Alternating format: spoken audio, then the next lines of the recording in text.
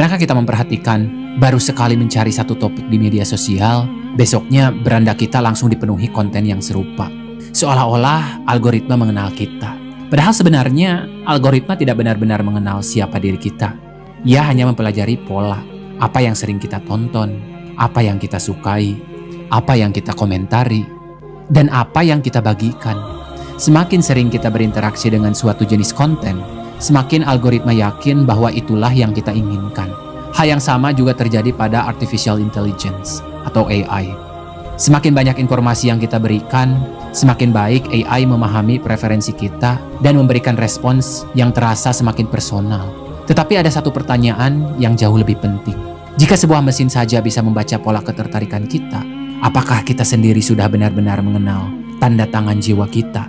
Karena media sosial hanya melihat perilaku, AI hanya melihat data.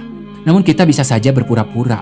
Kita bisa membangun citra diri yang berbeda, menampilkan kehidupan yang tidak sepenuhnya nyata. Bahkan meyakinkan algoritma tentang diri yang sebenarnya bukan diri kita. Namun ada satu hal yang tidak bisa kita palsukan, keinginan terdalam kita. Dan alasan mengapa kita melakukan semua itu. Menariknya, Allah berfirman, "Dan sungguh kami telah menciptakan manusia dan mengetahui apa yang dibisikkan oleh hatinya. Dan kami lebih dekat kepadanya daripada urat lehernya." Quran Surat Qaf ayat 16. Perhatikan, algoritma hanya mengenali jejak digital.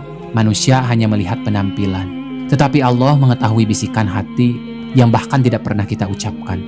Allah mengetahui potensi yang belum kita tunjukkan, ketakutan yang kita sembunyikan, dan jati diri yang mungkin selama ini tertutup oleh pencitraan.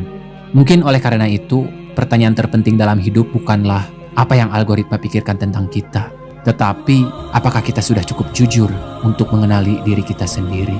Karena ketika kita mulai memahami tanda tangan jiwa kita yang sebenarnya, kita tidak lagi hidup untuk menyenangkan algoritma, tidak pula mengejar validasi manusia, melainkan menjalani hidup sesuai amanah yang Allah titipkan. Sebab pada akhirnya algoritma hanya membentuk apa yang kita lihat, tetapi hati yang mengenal Allah akan membentuk siapa diri kita sebenarnya.